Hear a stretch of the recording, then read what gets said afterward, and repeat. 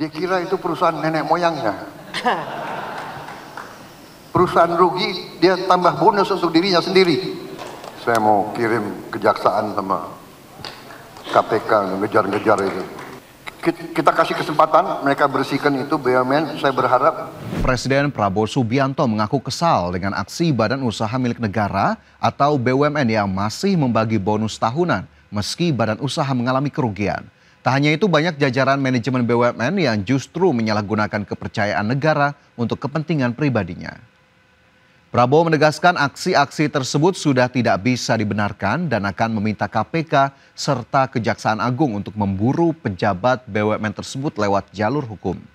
Prabowo mengaku telah menugaskan BPI dan Antara untuk membersihkan manajemen BUMN dalam kurun waktu 2 hingga 4 tahun. Dia kira itu perusahaan nenek moyangnya. Perusahaan rugi, dia tambah bonus untuk dirinya sendiri. Brengsek banget ini.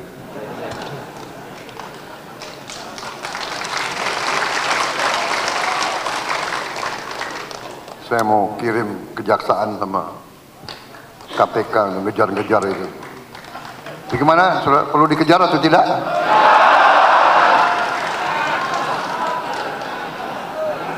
Nanti dibilang Prabowo kejam.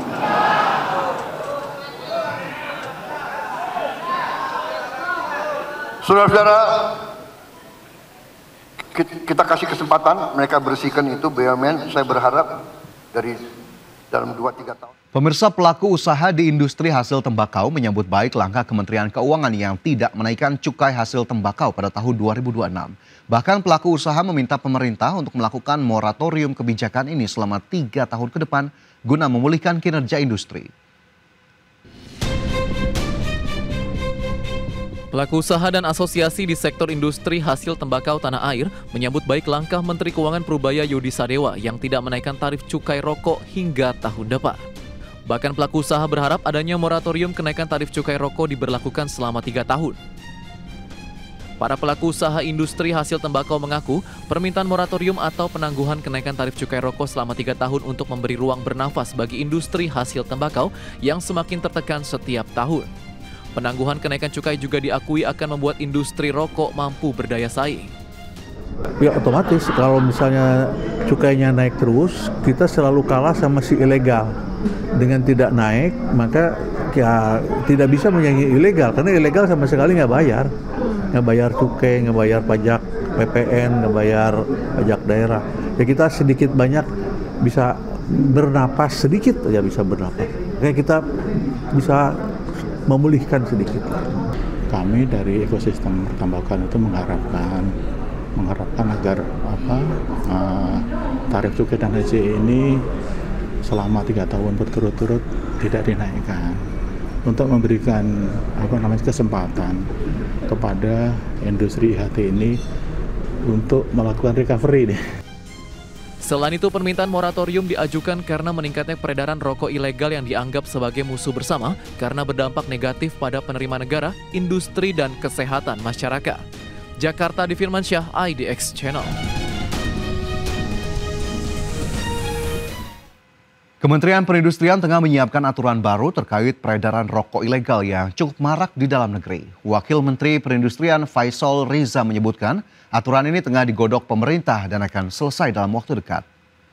Menurut Faisal Riza, sejak tahun 2019 peredaran rokok ilegal di Indonesia terus mengalami peningkatan, di mana pada 2019 peredaran rokok ilegal sebesar 3% dan meningkat tajam hingga 6,9% pada tahun 2023. Adapun pelanggaran tertinggi yakni kemasan polos tanpa pita cukai dari jenis sigaret kretek mesin.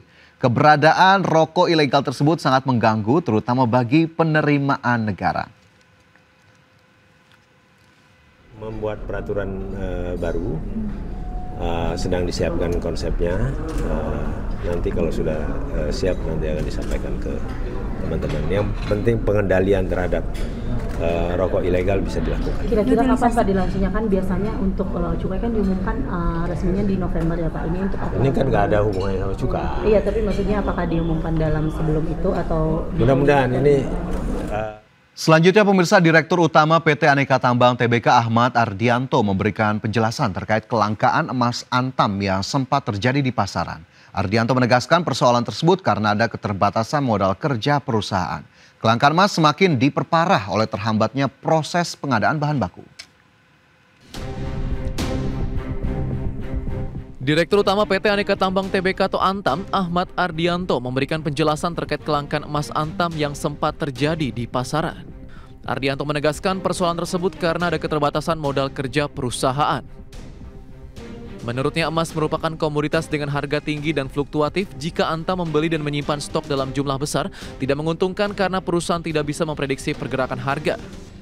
Kesulitan Antam itu dalam hal jual beli emas, Pak, itu sebenarnya adalah modal kerja. Antam itu kan dulu nggak punya modal, Pak. Sehingga yang menjualkan emas ke lapangan, Bapak, itu adalah orang-orang yang punya uang. Jadi perusahaan-perusahaan mitra kita namanya wholesaler, Pak. Nah, salah satunya, tapi mungkin angle-nya agak berbeda, Pak. Wholesaler itulah yang membantu Antam menjualkan kepada toko emas. Ahmad menambahkan kelangkaan emas semakin diperparah oleh terhambatnya proses pengadaan bahan baku. Dalam beberapa bulan terakhir, Antam kesulitan melakukan impor emas, sementara pasokan dari tambang lokal tidak tersedia karena tidak ada kewajiban bagi perusahaan tambang untuk menjual emasnya ke Antam. Tim Liputan IDX Channel. Komisi 6 DPR RI meminta Kementerian Perdagangan dan Kementerian Perindustrian menunda sementara ekspor emas Indonesia. Pasalnya lonjakan permintaan membuat emas Antam mengalami kelangkaan di pasar. Antam juga diminta untuk menghentikan sementara impor emas dari Singapura dan Australia. Langkah ini dinilai berkontribusi maksimal terhadap perekonomian nasional. Wakil Ketua Komisi 6, Andre Rosiade menyatakan, selain itu Komisi 6 DPR RI juga meminta kepada pemerintah untuk mempercepat proses perizinan dan persetujuan RKAB PT Aneka Tambang Tbk dan PT Vale Indonesia Tbk agar operasional dan kondisi keuangan perusahaan tetap terjaga sekaligus mampu mendukung pelaksanaan program kerja strategis baik jangka pendek maupun jangka panjang. Komisi 6 DPR RI meminta kementerian terkait perdagangan dan perindustrian untuk menunda ekspor khususnya emas sampai kebutuhan dalam negeri terpenuhi. Ini Komisi 6 DPR RI mendukung PT Antam Tbk untuk melakukan percepatan proses perizinan dan persetujuan RKAB agar operasional. PT Tower Bersama Infrastruktur Tbk atau emiten berkode saham TBIG berencana menjual saham treasury sebanyak 350 juta kepada pengendali perseroan. Penjualan saham treasury akan dilaksanakan bertahap mulai Oktober hingga Desember 2025. PT Tower Bersama Infrastruktur Tbk atau TBIG akan menjual saham hasil pembelian kembali atau treasury shares sebanyak 350.330.400 lembar saham. Seluruh saham ini akan dialihkan kepada pengendali perseroan yaitu Bersama Digital Infrastruktur Asia Pte Ltd. Berdasarkan keterbukaan informasi Bursa Efek Indonesia, pengalihan saham dilakukan setelah TBIG menyelesaikan 2 periode program buyback dalam 2 tahun terakhir. Pada periode pertama, TBIG melakukan buyback sebanyak 102.046.000 saham antara 4 Mei hingga 3 Agustus 2023 saat pasar berfluktuasi signifikan. Setelah itu, TBIG menjual kembali 81.585.300 saham hasil buyback pertama pada 4 hingga 6 September 2023. Dari jumlah tersebut masih tersisa 20.460.700 saham yang disimpan sebagai saham treasury. Pada periode 1 Mei 2024 hingga 30 Mei 2025, Perseroan melaksanakan program buyback berdasarkan POJK nomor 29 tahun 2023. Dalam program ini, TBIG membeli kembali sebanyak 329.869.700 saham, sehingga total saham treasury yang dimiliki Perseroan saat ini mencapai 350.330.400 lembar. Seluruh saham treasury tersebut rencananya akan dialihkan kepada Bersama Digital Infrastruktur Asia Pte Ltd selaku pengendali Perseroan.